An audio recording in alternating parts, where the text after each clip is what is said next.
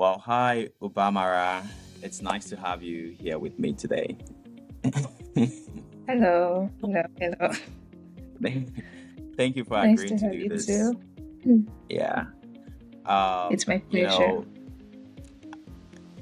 this is, going to be a conversation about your experience with studying abroad, what you're studying, the experience moving away from home, living in a foreign country, learning a new language, and all of the amazing things that you've been up to. So I'm really excited to hear about your journey, hear about you as an individual, and learn more about you. I'm looking forward to it as well. I think we can dive in. Awesome. Well, can you start by just telling me a little, or telling us a little about yourself, or as much as you love to share about yourself? Okay, so hi everyone. My name is Ubamara Okoli, or Obi for short. I tell people my name is Obi because most times when I tell them my name is Ubamara, they are not able to pronounce my name. I'm from Nigeria. I'm from Anambra State in Nigeria. I have lived in Russia for 4 years now. I came to Russia in 2021, December, and I've been living here ever since. So my path to coming to Russia was through a scholarship. I got a scholarship from the Nigerian government. It's called the BA program. I think that means the Bilateral Education Agreement. So is this agreement where Nigeria sends students to different countries that they have an agreement with. Out of those countries, we have Russia, we have Algeria, we have Morocco, we have Mm, Romania, and I heard there are other countries that are also part of that agreement. So Nigeria sends students there, and according to the agreement, they pay stipends, they pay for their flight tickets, they pay for their tuition. Oh no, the tuition part is handled by the country that they go to. So okay. I applied to Russia under that scholarship, and to the glory of God, I got the scholarship. It was a long ride. It was a long ride. I almost lost my scholarship at some points because of one or two things, but I was still able to scale through, and I made it to Russia. So for we international students that come to Russia for this scholarship, we are mandated to learn the language of the country that we are going to. Russian. So in this case, it's Russian language. So Yeah, do you speak so Russian? I I speak Russian. I speak Russian. Wow, that's amazing. How, I'm how not many very languages do you? fluent. How many languages do you speak? Okay, I speak English, I speak Mm-hmm. Igbo, Okay. and I speak Russian. I don't know Wow. if Pidgin English counts as a I language, mean, but that I does think I count could too. add that. It's kind of like a colloquial language. Yeah. So yeah. So Okay, so I speak four languages, if that counts. Yeah. that's pretty cool. So you had mentioned about the BEA scholarships. I have no idea what. This is the first time I'm even hearing about that. I know that the Nigerian government Oh. used to have like scholarship agreements, but I thought it was like something Mm-hmm. in the 90s. When you read news, you hear like people in the Mm-hmm. 90s. But I did not know that that was still a thing. Oh yeah, it's actually still a thing, but unfortunately, last year or earlier this year, it was cancelled because of, I think, poor management. They've been having the issue of poor management for the longest time because Okay. you might be aware or you might not be aware, but they don't really pay the stipends on time. So students Oh, okay. have to wait for stipends sometimes for a year. Like right now, we've been owed for 2 years. We've not gotten our Wow. stipends for 2 years now. So it's very poorly managed. But the agreement was going on till last year. As of last year, they were still sending people on scholarships, but right now they don't really do that anymore. Yeah. Interesting. Amazing. Well, Mm-hmm. I hope they restart it because I feel like a lot of people, just like yourself, will benefit from this program, right? I hope we are able Really. to, find the right people, find the right management structure someday to continue this. So amazing people like yourself can continue to take advantage of this. Um, so, what are you studying in Russia? I study medicine, general medicine in Russia. general medicine. So you are in what year of the program right now? You may have mentioned that earlier. Oh yeah, I'm currently in my 4th year of Okay. medical training. Yeah, and this is the first year of my clinical studies. Wow. So how long is it? How long is is it to study medicine in Russia? Okay, so the duration is 6 years. But as I mentioned, for international students that come here who have to do the Russian language, they have to study the language for a period of 9 months before they start their program. But the medical program itself is 6 years in total. So you Yeah. so you've been in Russia for 4 years, means you have about 2 or 3 more years of studies to go. Yeah, I'm graduating in 2028. Wow. I have little time That's left. that seems like Yeah. forever. Yeah. Yeah. That's interesting. So what's the inspiration behind you wanting to become a doctor? What's the inspiration behind that? Okay, I love when people ask me that question because I don't have a dramatic story of wanting to study medicine. For me, I loved medicine, or I started to develop an interest in medicine just out of curiosity. I remember when I was younger, I just used to want to know what was going on in the human body, how our organs work. It was just pure curiosity for me. And also, when I was younger, I was very fascinated, like when people had wounds in my family, like when someone had a cut or when someone fell down and scratched themselves. I always wanted to be the one who would treat them. And yeah, when someone was sick, I was always the one checking up, giving them their medication. And yeah, it was just very interesting to me. And I also had the grades as well. I was very science inclined. I think most of the exams I took, I was always coming out on top or having very high scores. So when it was time for me to like take the WAEC and take the JAM, I got very high scores. I think I was the highest in JAM in my high school. So yeah, medicine was just that path that was very easy for me to take based on my interest and my curiosity, and also the grades as well. So it was just an easy choice for me to make. You know, I was a science student in high school, and I struggled with physics. Chemistry was a great subject for me, but I struggled with physics. So it's really interesting when I see somebody say, you know, medicine was the easier choice for them to go study, right? You know, and, it means they must be really smart and driven in the goal of what they're trying to do to think medicine. You know, medicine is easy, right? In America, you have to take a bunch of tests and exams, and the slots are very limited and very challenging, right? So it's good to hear that. It's refreshing to hear that from you. So thank you for sharing that. You're welcome. I'm glad. Life in Russia, how's it been? Like compared to life in Nigeria? It's been a lot of things, honestly. I mean, compared to Nigeria, I mean, it's an easy guess. Life here is much better. It's so much sane here, so much saner here.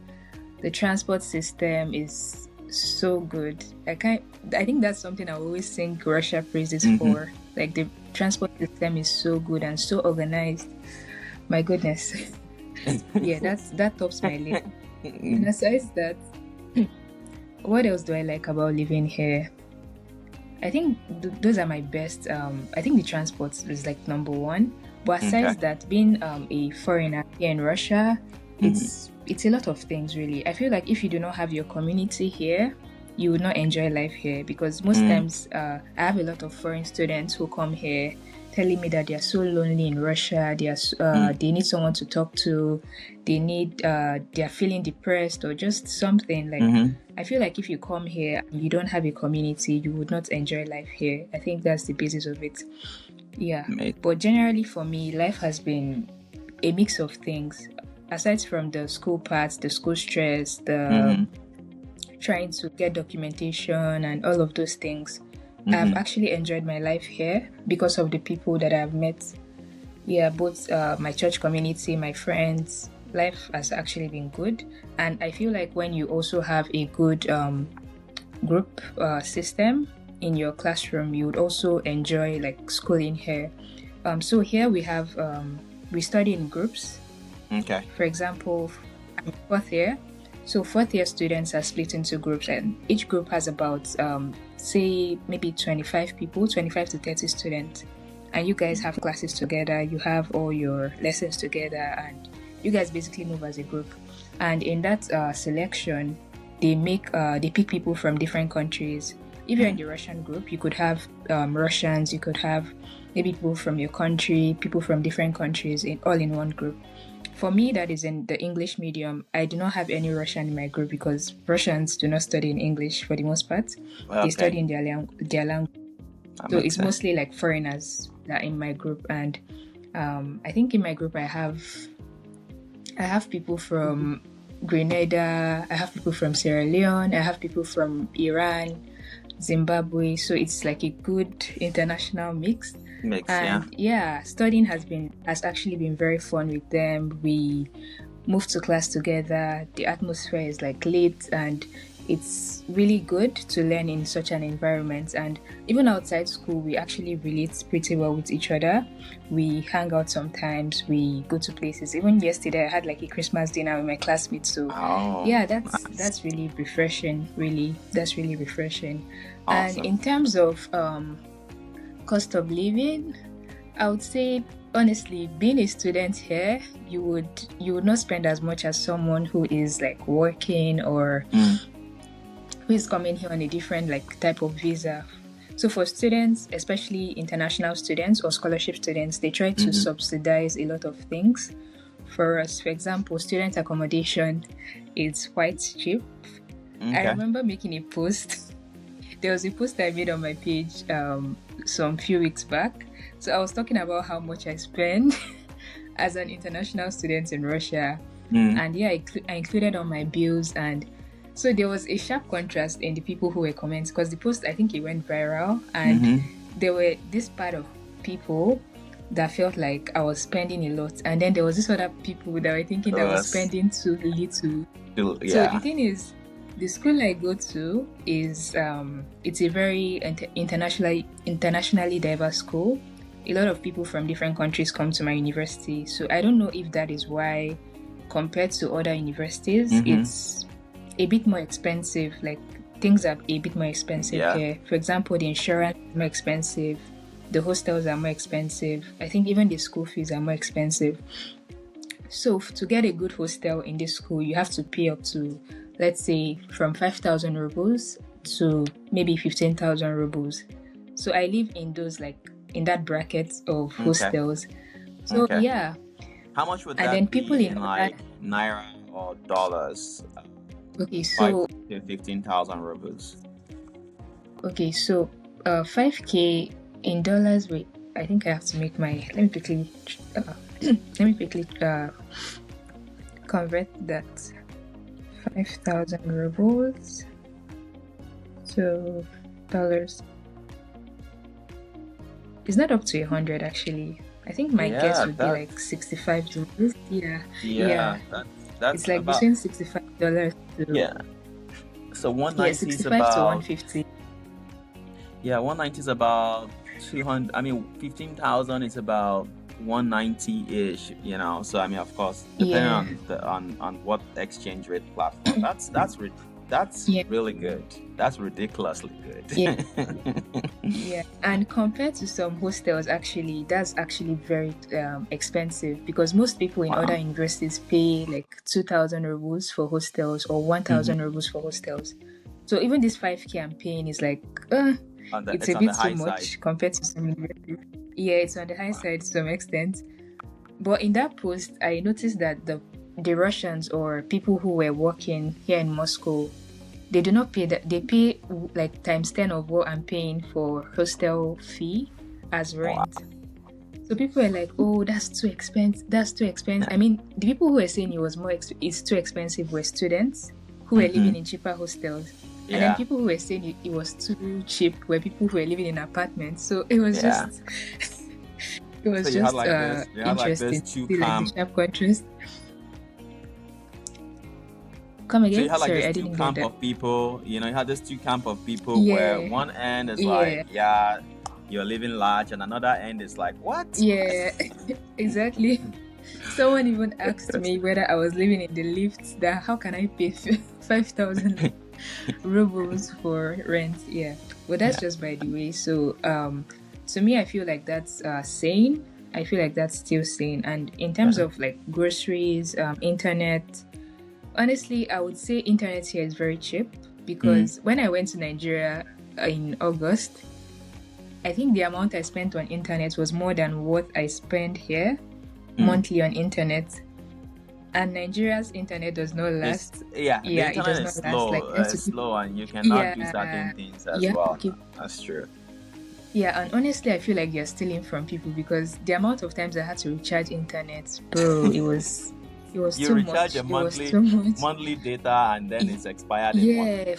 for few maybe 1 week, Yeah. and here I just pay like how much 800 rubles, like 1,000 rubles for 1 month, less than that actually.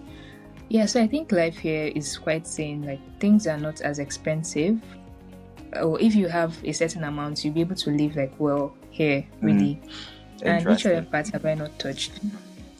Well, Okay, so for me, I don't pay tuition. I don't pay okay, go ahead. tuition, so I'm not worrying about school fees. So yeah. That's pretty cool.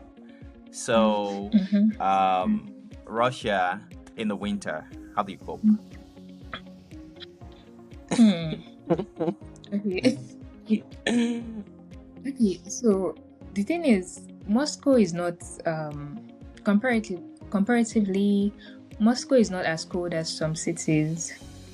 I think the lowest temperatures we've had or I've experienced rather is maybe minus 22.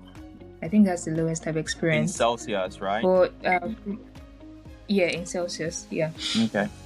And I think the cold I have not become used to it. I've just learned how to layer myself well and make myself warm during the winter.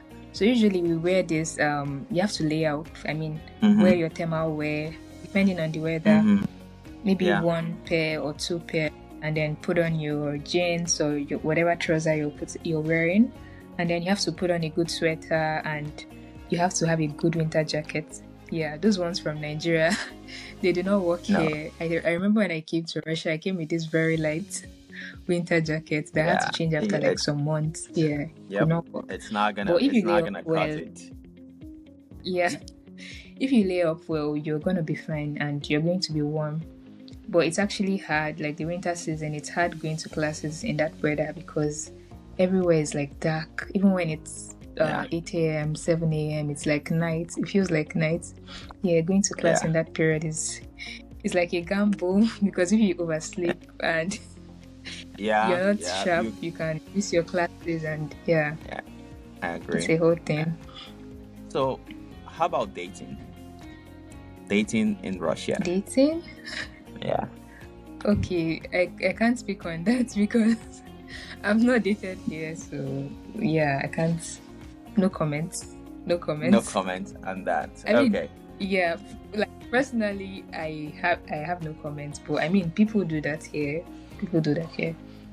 Yeah, like I guess what If I'm you're asking asking is that like in general, Okay. right? Is like what's the dating culture like? People like, is it easier to date out there? Is it harder? I know you're busy, right? You're a busy student, so but what's the general temperature around dating for or within the international student community? Okay, so are you asking? Okay, I'm trying to frame the question well. Okay, let me just answer. So there are two kinds of people. I mean, you can here. rephrase so I can clarify. Okay. If you need me to clarify, happy to. They're like, okay, so they're like people who are open to dating like Russians, and then there are people who are like strictly on the international side. So I mean, the people who mostly go for Russians are like the men. I don't know, men are more like African more open. Men usually go for. Yeah, they are more open to dating Russian women than African ladies are willing to go for Russian men. So, yeah, if you see in a an international couple, usually it's that the man is black and the lady is Russian. So that's what this thing looks like here. And then for those people who are in the black community and say want to date, honestly, I think everyone has their own values and their own standards and what they're looking for in relationships. And I mean, people find what they want here. People find what works for them here. Personally, I don't know. I don't know if this should be clear. You're not there yet. Yeah. I don't know. You're not there yet, right? When you get there, you will know. Yeah, I mean, I'm trying to not say a lot. Being very careful to not say a lot, but it's for me and the kind of value system I have. It's honestly a lot of things I see here. I'm not interested. Honestly, I'm not interested. Yeah. Amazing. But I mean, well, thank you for sharing. Yeah. So we'll play some games now. Just some very, sure. Some very straight up. Current affairs, geography, related games. So we'll start with Russia. What's the capital of Russia? Moscow. Who is the president of the US? Donald Trump. Donald Trump. Okay, cool. Yeah. Who is the president of France? You got me there. I don't know. I do not know. I want to say Macron. Make a guess, but I want to say Emmanuel Macron. Say the wrong thing. No, go ahead. Yeah, I was gonna say Macron, but I think that he was a former president. No. No, he is still. But my confusion there is if he's the president of prime minister. I don't know if they use prime minister. No, but I think he's the president. Yeah. Okay. So, what is the capital of, let's see, what's the capital of Ghana? Accra. Okay, good. So you got that one. Yeah. All right. Thank you for playing. It's just, just kind of like one of those things, meet conversations to just help refresh and relax. But thank you very much, Ubamara, for joining and sharing your experience with studying in Russia. I know it's pretty late over there now, and I'm really grateful that you're specifically doing this. What advice would you give to any international student who is considering studying in Russia? What advice would you give to them? Okay, so for someone who is planning to come to Russia, I would say, I think know your why, first of all. I feel when you understand why you're doing something, doing it would be easier. Or when you're into that thing, you'll be able to give in your best and give in the best of your capacity to that thing. And for some people, I think most people who have come here, they didn't really have a choice to come. Maybe they got a scholarship or I think that's the case I meet the most, and that is also my case. I came here because I got a scholarship, not necessarily because Russia was in my books or Russia was in my plan. So the thing is, if you're coming here in that basis, probably because you don't really have a choice, maybe say you got a scholarship, I think you should do enough research about where you're coming to, research about your school, know what is possible or what is available in the place that you're going to. And when you get there, try to make the best of your stay there. So beyond just your academics, try to engage in extracurricular stuff. Don't just limit yourself to education. I mean, there are so many things you could do. There are so many skills you could pick up. You could pick up research. You could pick up online skills. You could volunteer. You could do so many things. And Russia is this country that does not just celebrate academic achievements. They love all-rounded students. They love students who have things to offer even beyond academics or the classroom. They like students who are active. Yeah, they are even in in my university, for example, there are awards or there are opportunities they give to students who are very active. And activity is not just academics. There are people that volunteer a lot. They get these awards, they get money, they get extra money, they get certificates and stuff. People who dance, like if you're very active in the school's international community, if you sing, if you dance, if you just know how to do something, really, like they celebrate it a lot. And when they have all these their events and everything, they will love you to come to such events. So don't just be that student who just goes to class, comes back home. Try and engage in other things, because that would open so many doors for you. I've heard of so many students who finished and they were able to get master scholarships, just because they were active, say in research. People who, they put themselves in the school, in everyone's faces, basically. Whenever there's an opportunity to participate in something, they go there. Like, those are the people who would be able to be referred for so many things. So be very active, try your best to get as much knowledge as you can, because here I think teachers are very they actually love their work. You could see that they want you to actually learn. When you just go to class for the sake of going to class, they are not able to pass on as much to you. So even like as you go to class, be actually interested in what these people are coming to teach you. Try and maybe if you don't get something, if you have a question after class and you know you don't really understand something, try to meet your teachers after class, speak to them.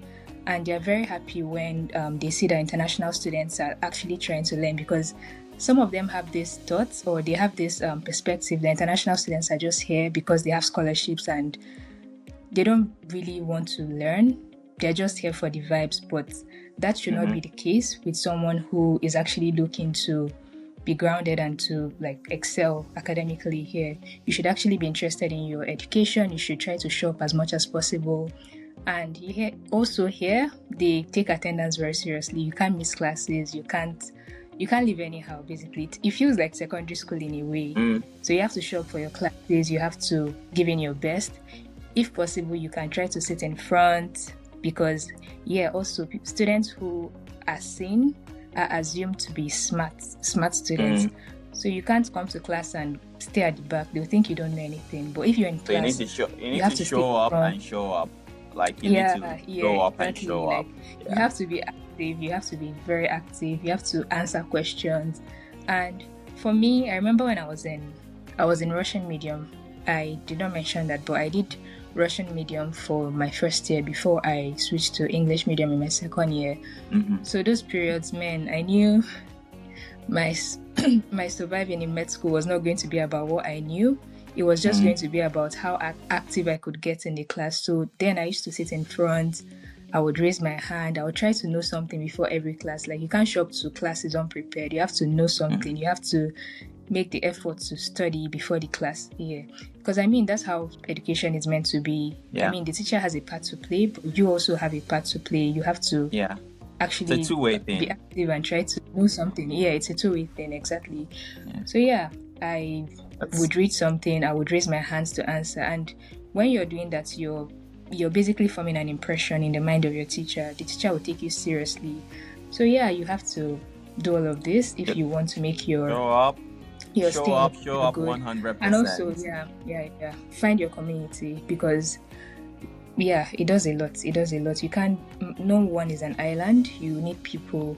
And I remember then too, when I was in Russian medium, I had other Nigerians who were also studying here. So anytime we had tests, we had exams, we would basically come together and study, encourage one another, because when you're alone and you look at the workload that you have to do in Russian language, bro, you can lose your mind if you're not careful.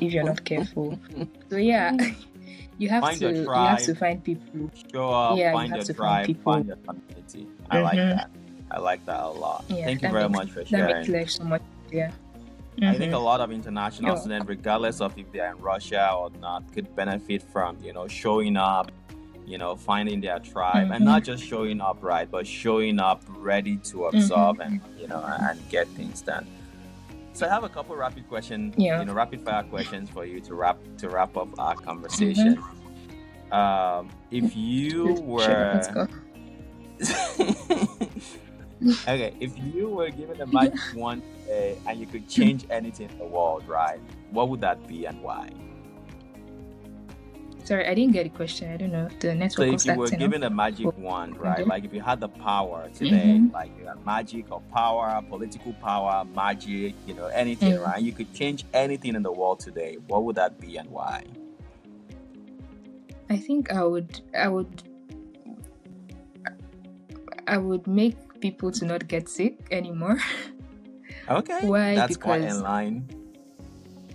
yeah, because I've seen a lot. I don't know. My fourth year has been full of hospital rotations, and I've just seen how a sickness could make someone like lose so much. And especially when I was doing neurology, I learned a Mhm. lot about some illnesses. I think there was this one that really got my attention. It was the locked-in syndrome, when someone, they basically cannot speak, they're paralyzed, they can't do anything, but they have so much emotions they want to speak about, they have so much Mhm. they want to express, but they can't just because their brain has failed them. So Mhm. I don't know, the fact of people getting sick, the reality of it is quite sad. I would really wish for people to not get sick anymore if I I could. love that. Yeah. Thank you very much. Thank you very Mm-hmm. much. Thank you for, you know, wanting to use your magical powers to, heal people, and you're quite in line. You're acquiring all of the magical powers that someday you'll be able to be out there helping make people, whole and helping provide care for people. Thank you very much for that. What area of research, or could be medicine, anything. What area of research excites you the most, or are you excited about? Okay, so for now, all the researches I've done have been tailored to I think the SDG 3.3, which is good health and well-being. Mm-hmm. So my first research topic was on anxiety and depression amongst youth in Nigeria and Zimbabwe. The second research I did was tailored to the effects of drug abuse as a result of cannabis use in the Caribbean countries. So for now, the researches I've done, I wouldn't say are things that have excited me per se. It's just based Mm-hmm. on the topic of the conference at which I was presenting. So here in my Okay. university, there are these conferences that we have every year. It's called the SDG conference. So there's a country focus for every year. So the first year that I did my research, it was focused on African countries, and we were just thinking of what we could do because I have a co-author. We were Mm-hmm. thinking of what we could do that could stand out, and everyone was talking about the understaffing of hospitals in Africa. Everyone was talking about maybe poor management. Those are like very common topics. We're just looking Yeah. for something that would stand out. And we noticed that anxiety and depression was not really talked about, and we decided to go for that. I mean, yeah, but it was a very interesting topic because in doing that, we also got to learn so much about this pandemic and how it's affecting a lot of people, and the effect of social media in Mm-hmm. driving anxiety and depression amongst youths. And that was like the main positive effect of anxiety and depression among youths in Africa. Our second research topic was it was it was also interesting because we focused on the Caribbean. That was the country focus for that year. And then we spoke about drug abuse, how cannabis, the whole vicious cycle with drug abuse and psychoaffective disorders, basically. But if I was to go into something that really interested me, I think these days I've been very interested in like oncological diseases like cancers. I would really love to do some research that is tailored towards cancer and oncological diseases, basically. Yeah. Amazing. Thank you very much for sharing that. Mm-hmm. I love research, but I mean, I'm not, medical. I'm not on the medical side, right? I'm more on the policy side, Mm-hmm. right? Policy and business. So Mm-hmm. anything that can make our world a better place. Hopefully someday, business people and medical people and policy makers and all of those people are gonna come together to Mm-hmm. work on making our world a lot more better place. So thank you very much. In closing, um, what are your post-grad plans? I know you still have 2 years to go, but what are your post-grad plans? Mm-hmm. if any, Actually, that's a that very you like to interesting share? question. Yeah. Okay, so that's a very interesting question because just today I met someone and we were talking about this whole postgrad life and everything. I think I really want to practice medicine. I've been trying to put many specialties into consideration, and my last cycle or my last rotation, which was gynecology, I was considering it even before I started the rotation, and after having the rotation, it's the interest is still there, but I'm not sure yet. I'm still trying to decide, gynecology and maybe internal medicine. But Okay. after school, I'm thinking, I had plans as at third year, I was thinking of writing the USMLE. But Okay. then with the whole Trump situation and Nigeria, I was Yeah. not sure about that anymore. Like I was, I was having second thoughts about it. But I spoke to someone on Saturday and he encouraged me. He was like, still try to work towards it. So I don't know, I'm really torn between the US, the UK taking the plab. I was also considering Ireland, I was considering Australia, I was considering Canada. Yeah, but for now, I'm still doing research about these countries and what the requirements is like for each of these countries. And I think staying in Russia is also an option for me because I think Russia is very sane. The only issue is the language. If I'm able to get a grasp of the medical Russian, I don't think it will be a problem. And also, there are international hospitals here that treat patients in English. So, I mean, I could also do that. So, for now, I'm still in the phase of deciding what I want to do after school. Yeah, but I believe before the middle of next year, I should have a solid. I should have made a solid decision as to what to do after school. Yeah. Amazing. Well, if you do want to talk to people who who are in the medical space in the US, we can talk about that, and people who can actually give you direct advice on, of course, aside from the politics and everything, right? That can also help with some informed decision. But I think you're thinking in the right direction. I don't know much about medicine. I don't know. Actually, I don't know anything about medicine other than I go to my primary care provider and be like, hey, do this, do that. I feel this, I feel that, and they say, poke this guy, get some blood, do all this stuff. So, but anyways, thank you very much, for making time. I know you do have a very, big social media following where you put out content, and people would love to look for you on social media. If you'd like for people to connect with you on social media, feel free to share your handle so they can reach out to you, follow you, learn more about your journey, and then we can all come cheer you on, as you travel through medical school, life, etc. Please. Sure. So I'm on Instagram as medlife with Ubi, medlife_with_Ubi. TikTok, I'm just Ubi, and on LinkedIn, I'm Ubamara Okoli. And if you want to reach me personally, you can send me a mail at ubamarao@gmail.com. So those are all my social media handles. Amazing. Oh yeah, I have a YouTube channel. Okay. I just remembered. No, go ahead. My YouTube channel is Ubamara. Okay, my YouTube channel is Ubamara Okoli. Yeah, so basically it's just my name, nothing too complex. Okay. We'll add all of that as well when we finish this. We'll add it to the screen so people can see it, and then we'll also add it into the caption. So amazing people who want to chat with you about medical school, about Russia, about life and all that stuff. I know you're very busy, so but they can at least reach out to you and watch your content and whatnot. Thank you very much, Ubamara, for coming. Really appreciate chatting with you, thank you for your time.